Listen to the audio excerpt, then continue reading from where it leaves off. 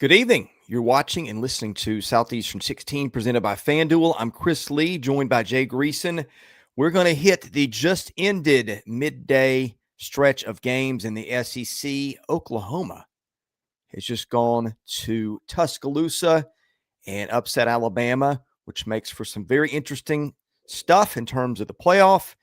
Tennessee is about to put the finishing touches on a pretty decisive victory over New Mexico State, and I think those are the only two games we've got. It's been a long day. Anyway, before we get into all that, reminder, we are brought to you by our friends at GameTime SIDEKICKS, which makes officially licensed stainless steel drinkware. They give you pretty much any team you want. 350 universities. They give you all SEC schools. They give you stainless steel sippy cups, tumblers, 40-ounce bottles, and shaker cups. SE16 gets you 20% off your entire order at GameTimeSidekicks.com. Jay Greeson, Oklahoma, goes to Norman, beats Kalen DeBoer for the first time. No, they did not go to Norman. I mean, went to Tuscaloosa. They're going back to Norman in any minute, but yes, they went to Tuscaloosa and gave Kalen DeBoer his first loss at Alabama at home.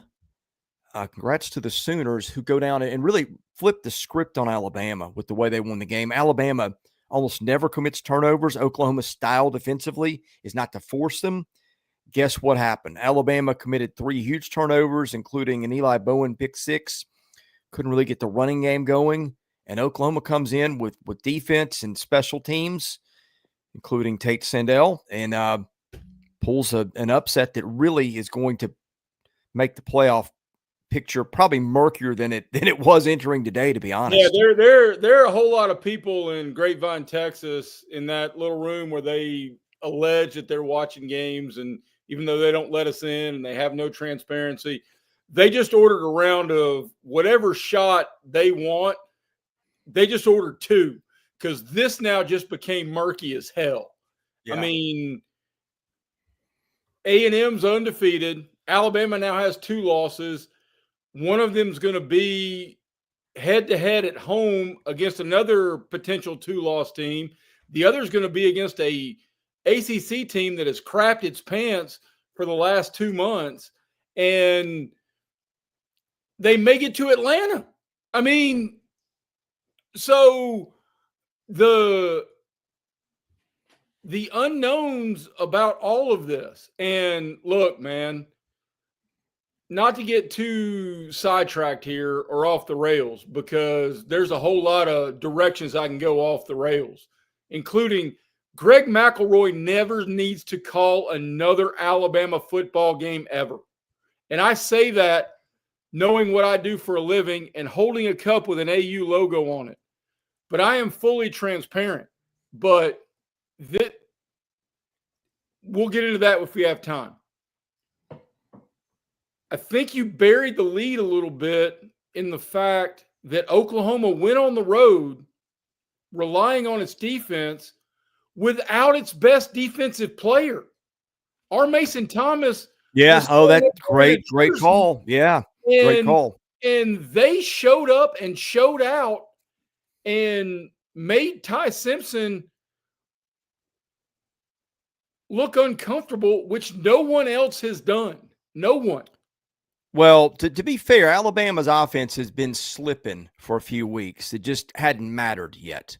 But, hey, take nothing away from Alabama. That was Oklahoma, man. Eli Bowen stepped up, had the breakup at the end of the game that sort of – the ball wasn't well thrown. I mean, I'm not going to take credit away from I'm not going to take credit away from Oklahoma. They came in and they won the game the way they needed to. Not implying that you were. But anyway, carry on. No, I'm not. No, I'm not taking.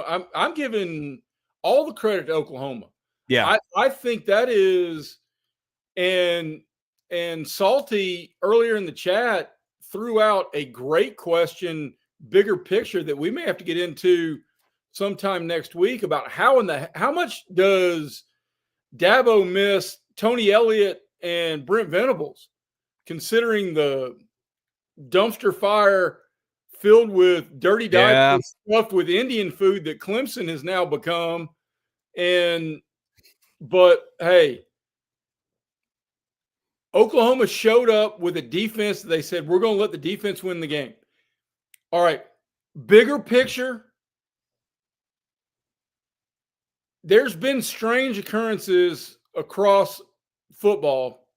In 1982, Mark Mosley was the NFL MVP as a place kicker.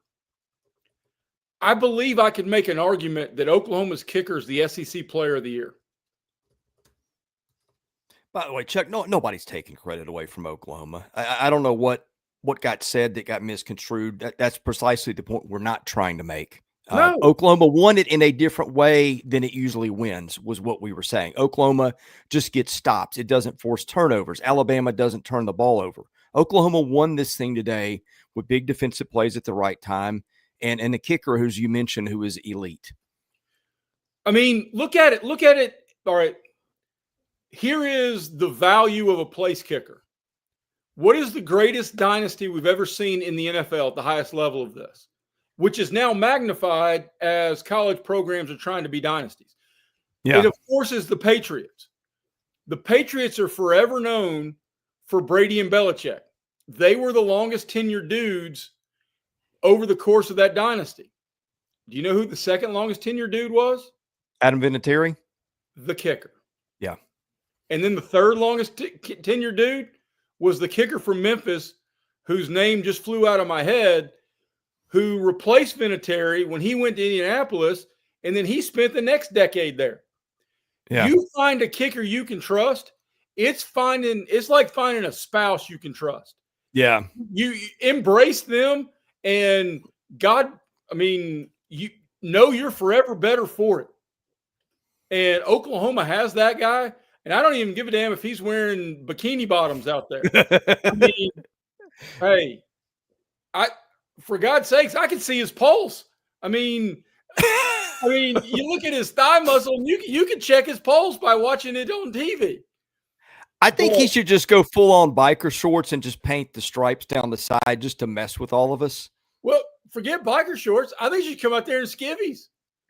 Deal he could get if he went to some sort of boxer company. When I right playing boxers. I mean, what would they do at that point? Would they stop the game? And I don't know. Gojowski, thank you. Yeah. All right, but look, Stephen Gostkowski, very, very good. Yes. Mateer didn't play great, but damn, that guy's gutsy. Yeah. You can see why that team rallies around him. And when you show up with a defense that relentless, that is coordinated that well, you got a chance against anybody. Yeah. They've got, let's see. Missouri and LSU both at home. Man, I love their shot. At 10-2, they're in, right? Yeah, they are. Which makes, gosh. Man, this playoff thing is just Ole Miss better show up. Ole Miss better show up because 10-2 now is disqualifying for Ole Miss, I believe. Yeah, but don't they've got the tiebreaker, right?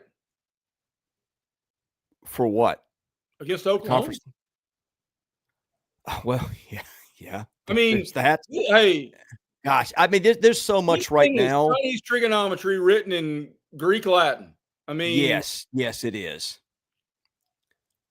I mean, your contenders, you've got like the only thing that happened that remotely unmurkied the picture today was, I guess, Cincinnati lost today, 3 losses.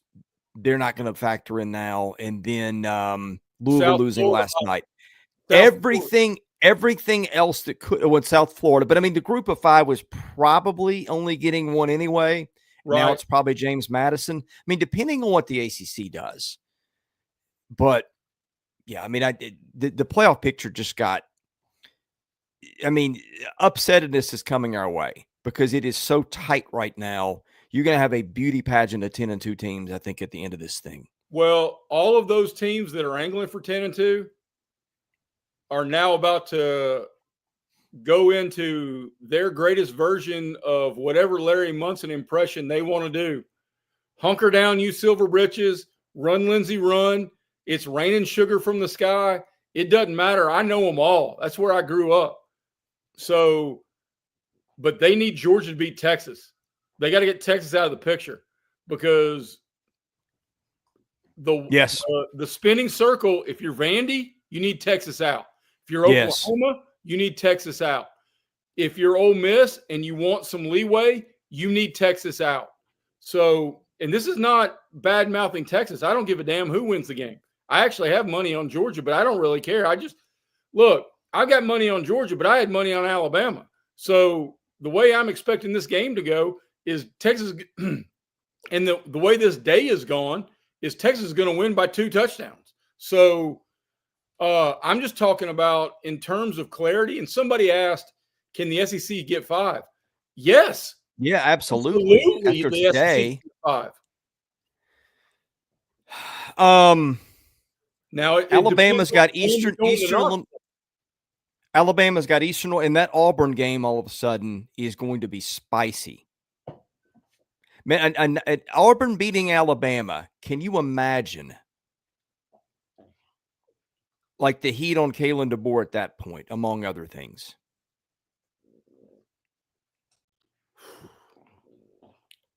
No, not really. Yeah. Dealing with Dylan says Kentucky could finish 8-5 with a bowl win. I mean, does that not sum up in November? Well, not only November, but then you need to add the caveat on that, Dylan. The majority of Kentucky fans want their team to finish 8-5 with a bowl win, and they want their coach to be fired. Yeah. I'd say kind of maybe be careful what you wish for there, but anyway, yeah, Alabama's inability to run the ball again. I don't know what happened to Jam Miller. Did he get banged up or was just ineffective? Yes. Okay. I mean, he's been perpetually banged up. Hill was kind of their go-to guy today and had a couple of good runs early, but I mean, what was the first down stat here? 23-12. I mean, it was the exact Alabama victory script that it is used all year except for the turnovers. But I'll answer that was it conversely, because you and I talked about this all week. Brent Venables is content getting pressure with 4 or 5 and dropping guys into coverage and making you commit to 8, 9, 10 play drives, and Alabama couldn't do it. And look, man, and I meant to bring this up earlier, especially when we were talking about kickers, because the Oklahoma kicker, all right, look, I don't know how this happened, but I've got like a handful of votes for college football awards, including the Lou Goza Award. I've got a vote in that. And the Oklahoma kid is the only name I'm putting on the sheet. I mean, I don't give a damn if somebody else goes 30 for 30 and 40 for 40 on extra points. Yeah. I mean, this guy's made money field goals time after time after time. The Alabama kicker is, before the ball gets off his foot, he's yelling at his snapper. I mean, yeah. Oh, yeah. If you don't have a kicker you can trust, then you need to go find a divorce attorney. Go call Al Shamar or whoever on the billboard up and down the Alabama interstate on your way to Panama City. Call Miller and Martin here in Chattanooga. Call any number of those guys that advertise on all the sports stations we all listen to. Yeah, all of his kicks have been huge this year, or not. I shouldn't say all of them, but he's hit a disproportionate amount of huge kicks. A lot of those have not been, as you pointed out, chip shots. So, what is he? He's like now 7 for 7 from 50 plus. I think he was 6 for 6 coming in today. So that sounds right. So, look. When's the last time we spent this much time talking about a kicker? I mean, that tells you everything. Well, I think the transformation of the Oklahoma program in 3 months deserves a moment of our time, because Brent Venables was every bit on the same hot seat Hugh Freeze was. Yeah. And he addressed it. And the thing that turned me in the offseason, and I remember you and I talking about it, Chris, was going and getting the guy from the Senior Bowl to be his GM to redirect the culture of the program to make it more in the modern age of what everybody's trying to do. And it's worked. It's worked undeniably. Will they make the playoff? I can't answer that because I'm not on the committee. I should be, but I'm not. And we all should be, in the sense that they should have a camera in there so we get to hear what the hell they say.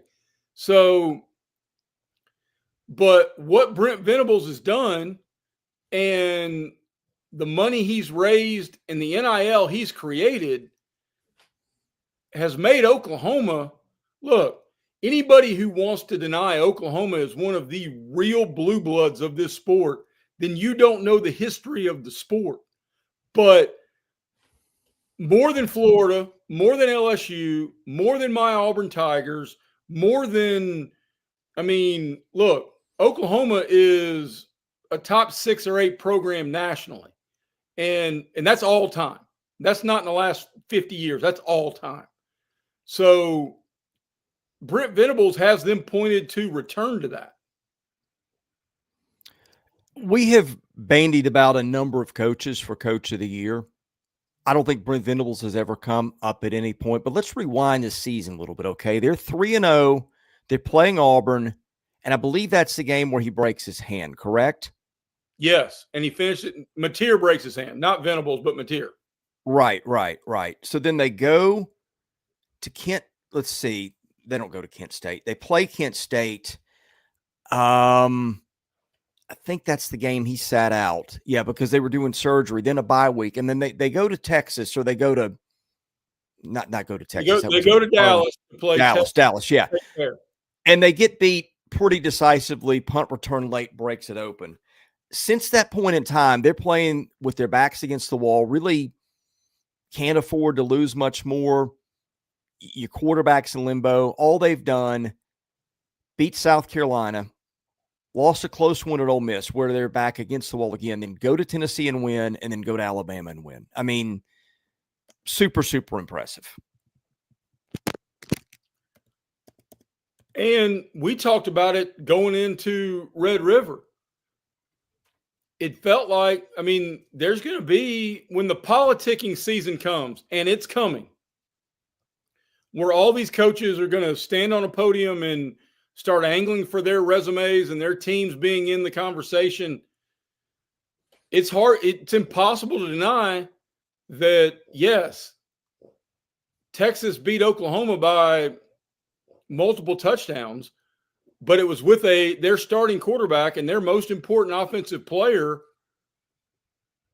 2 weeks from hand surgery. Yeah. What if Alabama ends up in the same place it did last year? Super impressive wins. They're out because of FSU. I think you might be right. But I mean, man, think about this. If that's the case, and just hypothetically, if Auburn beats them, you would have beaten Georgia in its house, Vanderbilt, Missouri in its house, Tennessee. You know, that's a lot of great wins, man. It is. I mean, that's more great wins than the ACC put together. That's a bad loss. And then you're going to be looking at 9-3. You're definitely going to lose the tiebreaker to Oklahoma because they just went to your place and won. Sure. And the only option you have there is Vandy winning out, and you try to argue. Yeah. But you've got a worse loss than Vandy does. The FSU loss is aging poorly. Right. Well, and I mean, and same thing if you're Ole Miss or Texas, you've got the Florida Albatross on your resume. Yes, you do. Let's change gears for just a minute. Tennessee is, well, we're midway through the fourth quarter here, but I say we go ahead and talk about it anyway. Before we do, a reminder, we are brought to you by our friends at the Yearly Company, a Nashville-based fine jewelry brand built on tradition, designed for meaning. Each piece handcrafted from solid 14 karat gold. New natural gemstones made to measure for a perfect fit, backed by a lifetime guarantee. Every yearly company bangle is custom sized, so knowing your size is the most important first step before you order. That's where the sizing kit comes in. Code SE16KIT, KIT, takes 100% off your sizing kit at checkout. Hey, guys, get your Christmas shopping done early. Don't mess with it, and make your spouse or your girlfriend happy. Yes, Jay Greeson. Do you have one more ad read? I do. Okay. I'm going to run get my checkbook while I'm thinking about it, because I've got to write a $100 check for losing the Vandy bet. And I didn't hear what charity they wanted to, for those in the chat. Is Justin in the chat? Yeah. I bet someone in our chat $100 straight up on the Auburn Vandy game to the charity of choice. I did not hear about the charity. So I picked St. Jude's, and I'm going to write in the memo line, because Diego Pavia owns Auburn. And so I'm going to run get my checkbook so everybody can see it. And then I'll be right back. Okay. Well, while Jay's getting his checkbook, I'll be right back. Hey, little advice to the people here. Don't throw your phone. I mean, it's been a day for some of these fan bases. It really has. But don't throw your phone. And if you do, make sure it's protected by ROKFORM. It's the world's strongest magnetic phone case, extreme protection, super strong magnets, rock lock secure mounting, SEC 25. Get you 25% off your entire order at ROKFORM.com, ROKFORM. Do yourself a favor. Get the phone case and also get the vent clip. You put those things together. You put the vent clip on your vent in your car. You attach the phone to it through the magnets, and that sucker will be right in front of your face while you're driving. It's not sliding around your car. You can thank me for that later. Also, dropped my phone many a time inside a ROKFORM case. It's like nothing ever happened. Okay, Ole Miss has gone up on Florida. We'll talk about that one later, but just FYI, I guess Georgia will kick off here allegedly in 5 minutes or so, which probably means 10. Let's see. Trey said you'd give him $100 too. Well, Trey, you're not a charity. Yeah. Let's see. Chats. Josh, welcome to the chat. Been a minute. We had better be saying bad things about Ty Simpson like people were on Aguilar. Bottom line, Oklahoma D is elite. There you go. Hey, I'm not sure who that's directed at, but anyway. Hey, not Ty Simpson's best game. We'll leave it there. No. And Benson in a box there. I did not show my account numbers. And Trey, I still write checks. No, you take that Venmo and all that other mumbo jumbo and get the hell out of here. Yes. And while Fernando Mendoza secured his invitation to New York and almost assuredly took like 7 steps towards winning the Heisman, and that's a whole different conversation that the Indiana quarterback with 4 weeks left is the front runner to be the Heisman winner. Ty Simpson and Marcel Reed said, hey, we don't want to go to New York in December. We're good. We're good. We're good. we're good. We're going to hang out here. Having some battery issues. Filibuster for just a minute. Me? Filibuster? Yeah. Yes, you. But I'm shy. Chris, I'm shy. I don't know. Get over it in a hurry. All right. Let's do this, gang. Let's do this. If your team, and put it in the chat, if your team's in contention, are you hopeful or fearful about either tonight or next week? Hey, Lane, that's a great point. Marcel did win, and he played great in the second half. But, I mean, Ty played great. I mean, I don't know how good this Alabama offense is. And I don't know how many Alabama fans we have in the chat. And this is not me talking as an Auburn graduate. This is me talking about it feels like Ty Simpson has to do everything. Yes, Donovan, our team was out of contention. Actually, our team was out of contention a year ago when we did not fire Hugh Freeze then. So, look, our boy Salty Soda is in there. His team, LSU, had national championship hopes, and that I think that is the call card of. I've come around to this conversation point about Greg Sankey saying the SEC deserves blank number of bids, because we get to this point and I don't know how many of us were truly surprised that A&M struggled against a South Carolina team that was preseason number 11. But then you look up and the bottom half of the Big Ten is trash. I mean, I don't know. I mean, I'm filibustering because Chris had to check his battery, but he's back now. And Justin's correct. WTF Bama is maybe the headline. If I was still running the TFP sports section, I would be real tempted to run that as a headline of what the was that again? Game. WTF question mark. Yeah. Well, that was that fit a couple games today. Yeah, I mean, look, speaking of the conference thing, like A&M was number 1 in our power rankings. Yes. Last week. Gonna stay there by virtue of being unbeaten. Not if Georgia drops the hammer on Texas. Well, you have a point there, but going to be in that conversation. Yes. South Carolina is going to be in the conversation for 16.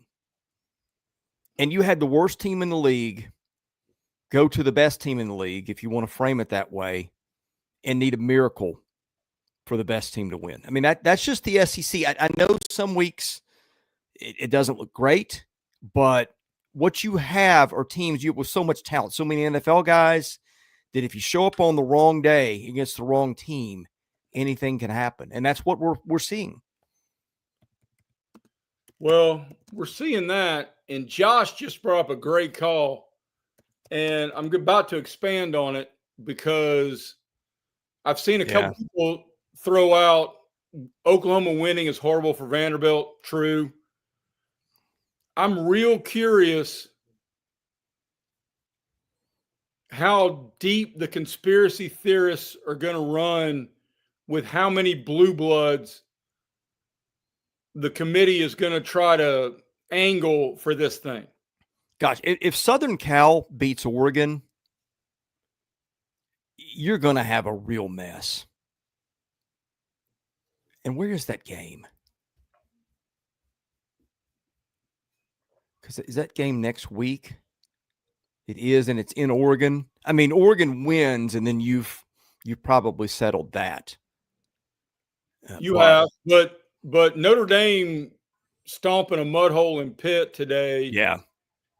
Their last 2 games are fraudulent at best. And look, I've been wicked wrong and I've been occasionally right, but I think one of the things I told you, Chris, and I know the conversation gets deeper across many platforms, is Notre Dame winning out, they're in. I mean, that's the world we live in. And Josh, I agree. I don't think Oregon is great. Their Neil Armstrong flag on the moon moment was beating a Penn State team that's now cleared the deck. So Vandy Dandy, I don't think Michigan's still alive, honestly. Michigan's got to beat Ohio State. And then it's got a case. It is, but I really think, all right, Indiana's not a blue blood, but the committee's going to look up, and without allowing transparency, and I don't want this to be a one-trick drum I'm banging, but without transparency, you allow conspiracy theories to grow exponentially. Yep. So if Alabama gets in, if it does not, it's not a confusing point to get to that Alabama, Texas, Notre Dame, Georgia, Ohio State, while all of them are very good football programs, but if you find a way for all of them to get in, are you doing this for the fairness of the process, or are you doing this for your TV partners? Well, and with all the gambling scandals, and now why do my guys at 3 Tech Pod, love those guys? They hammer on this all the time. Why do we have ADs on the selection committee, especially teams under consideration? That is absurd. But and then you throw in like all the gambling scandals going on. I mean, you tell me you see something sideways if that topic's not going to get brought up. Oh, completely agree. And in addition to ADs, why do we not have some sort of computer metric, at least voting? I'm not saying it should be done by computers. I'm not. But there should be. Look, man, we just had a former LSU pitcher win the Cy Young going 10-10. You know why? Because we now understand baseball in terms of determining the best pitcher is not about the win-loss record, which is changing the perspective point of where we've been for generations. So, look, I know everybody's looking for live reaction. My live reaction is I'm not going to say Oklahoma's the best team in this league. They damn well may be the toughest. Yeah. And I think go ahead. And that I'm not just talking about defense. I'm talking about gutsy. They got a gutsy quarterback. They got a gutsy kicker. Their defense showed up and balled out with their best player standing on the sidelines wearing just a jersey. And Justin, I completely agree about the BCS was put the BCS formula where you had like the Holland commit. No, that's your last name. The Harris poll. You had a bunch of guys vote, and you compared it to the computer model and that determined who was in the BCS game. And then just keep going down. That is a hell of a lot better than ADs and buddies of buddies and all these people sitting in a room drinking cocktails and eating pigs in a blanket. Here's what I think it looks like if you ended the season like right now, which means the games that are going on don't get finished or don't get played. I think you'd go roughly in this order: probably Ohio State, Indiana, A&M, Georgia. Yeah, I've got Oregon higher in the model I put together than the committee does. So I don't know where I'd put them, but they'd be in there. Georgia, Bama, Notre Dame, Ole Miss. So that's what, 8. Texas Tech, Oklahoma. That's 9 and 10. So you've got to find a group of 5, which would be James Madison and an ACC guy to help you. I mean, maybe Georgia Tech. Watch out for Miami. I want to see what Miami's odds to get in the title game are, because I think right now you're rooting for Miami to make it and somehow get in the title game if you were everybody else.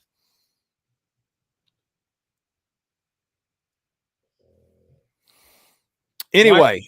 Miami's a true outlier because Miami is a party crasher and goes to the conspiracy theory thought of who knows. Yeah. But, yeah. All right. We haven't hit Tennessee, New Mexico State. It's not over. 2-minute warning as we do this. Not the best first half of football for Tennessee. Aguilar had a couple of picks, but he also had a touchdown run. I think a touchdown pass. And Tennessee, I guess the takeaway, your defense played a little better today. We knew the offense would put up a ton of points, and it did. I mean, it gave up some yards, but you might put a single-digit score on the scoreboard, and that's kind of a welcome change. Plus, you had a couple of picks, which is kind of part of what you are too. Yeah, but Josh said it well. They slept walk through this thing, and that's a little perplexing considering they're coming off a bye week. Yeah, and maybe they were practicing all week for going to Florida and knowing they had Vandy down the stretch. I mean, and you know what? I don't think that's bad coaching. When you know when you know you've got to win, spend all your time prepping for the games you have to win. yeah. I think Tennessee just needed to show up today and do something to make it feel better about the way it played defense. And I think, again, giving up 9 probably does that. Benjamin Bush, I completely disagree with you, sir. That is a crap statement saying Auburn did quit. That's complete and total crap. I've not seen Auburn quit at any point this year. Hell no, they hadn't. Hell no, they hadn't. I mean, yes. Everybody knows where I went to school. I don't need to raise the cup again. But, I mean, damn, are you watching any of the games, Benjamin?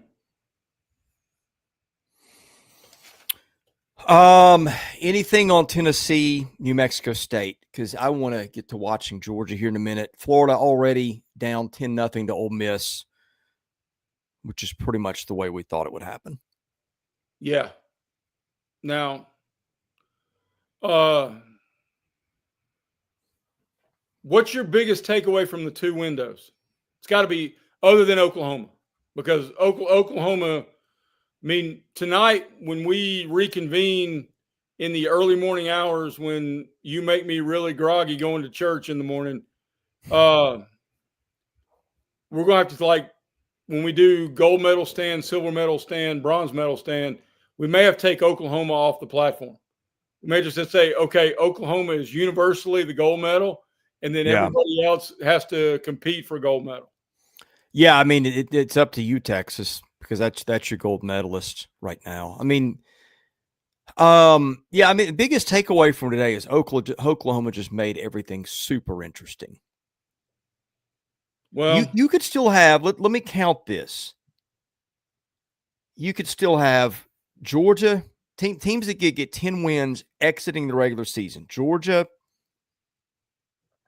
Vandy, Oklahoma. I'm going in alphabetical order so I don't miss anybody. Oklahoma, Ole Miss, Alabama, Tennessee or Vandy, Texas. No, Tennessee. Texas A&M. Tennessee can't get 10 wins. Tennessee or Vandy. Tennessee has 3. Oh, that's right. They've lost 3. I'm sorry. Yeah, I stand correct. So that's Vanderbilt, A&M, Texas, Ole Miss, Oklahoma, Alabama, Georgia. That's half the league could win 10 games. Not when we've got 16 teams. It's not happening. Well, wait a minute. Well, yeah, I mean, Georgia could lose to Texas and still get to 10. Yeah. Texas losing can't. Am I missing anything here? No. Yeah, I mean, that's the year that it is. Yeah, it's I'm going to do maybe a little bit of looking at the playoff stuff between now and tonight's show. Although I don't know that, I mean, it'll be after these games finished to see if anything else changes. But yeah, I think we were headed towards a multi-car pileup at the bottom of the playoff field, well, which will be fun, honestly. I was about to post in the chat, but I know you're about to sign us off. I just want to say, you guys in the chat make this as much fun as it is. I know this is our job, but you guys make it fun, and you're greatly appreciated. And I also, our chat's better when Holly's here. Absolutely. So, Holly, always pull up a chair. Make certain your notifications are on, because every time we go live, we want you all here. Even Benjamin, who said Auburn quit, which I completely disagreed with. But you know what? That's what sports should be. That's what the conversation should be. You have something you believe, I have something I believe, and we'll all share and we'll kick it around. You know Well, what I like about our audience is we have a lot of decent people here. Like going to anything social media with chat, Twitter, like it's enter at your own risk. We have a really good culture here. I mean, people are nice. Like most of you guys I've never met. Few of you I have in person, but most of you I kind of feel like I know a little bit about you just by being here. And I think the good and decent side of people in the chat is my favorite part. By the way, love to meet some of you guys at some point. Maybe that's the SEC basketball tournament. At some point we'll make that happen. By the way, Jay, you're not in on the Holly joke, are you? No. Yeah. Holly is engaged to Paul McCartney. Well, congratulations. We believe we haven't confirmed, but Holly hasn't denied it. Okay. Well, that's good for her. I mean, It's a joke, but we're going to run with that, and we have. Maybe she is amazing. Is the only Paul, I think Paul came out better in that deal, honestly. I mean, as a neutral observer here. Well, she's going to come out really good with the inheritance then, because I'm certain McCartney's worth 9, if not 10 figures. Yeah. Florida's going to make it interesting. DJ Lagway just scored a touchdown. We'll talk about that one tonight. Yeah, Justin, I can't believe I never met Justin in person. That day is coming. We'll do something. We'll do something for the SEC tournament. If y'all do something, is the SEC tournament in Nashville this year? Yes, thank God. If y'all do that, I'll drive over. Good. And I'm way bigger in person than everybody realizes. and yes, I'm waiting for the 3, 2, 1 Salty to say that's what she said. But hey, this group's fun. And you know what? That makes it fun. Makes it fun for us. We hope Salty, you can ride with me, brother. Salty lives in Chattanooga. Really? No kidding. Yeah, I met him. We had one of those events for my column at the Times Free Press. Everybody come hang out at a Lookouts game, and just after years of correspondence, he came and started hanging out with us after years of reading the column. So I wish I could drop some football knowledge on you. The only thing I'm going to share is thank you. Yeah, I'm into that. Well, hey, you guys have a great night.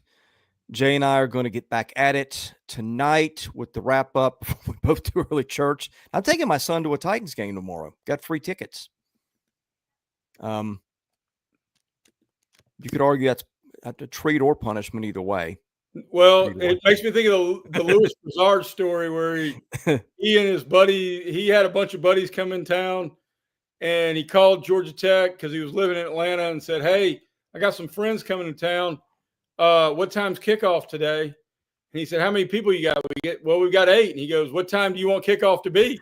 and so that's what the time. I mean, I guess if you got 2 free tickets, you won the lottery. If you'd lost the lottery, you would have gotten 4 free tickets to the Titans game. Well, it's my son's 11, so it's the stage where he just loves. I mean, we'll have a blast. I went to every Falcons game from the ages of 8 to 12 because my dad got us season tickets. And granted, I'm still a Falcons fan, which pains me to this day. We even had a 28-3 reference. Oh no, that's not nice. Well, we did in the stream, but they didn't do it on purpose. Oh no. Oh no. I got it taped. Okay. Well, just watch it. We got to go. Okay. Yeah, we got to go. We're getting out of here. Seriously, it's time. And 9-time champion, yes. I mean, being an Auburn fan and a Falcons fan explains a whole lot of day drinking in my former years. It really does. It really does.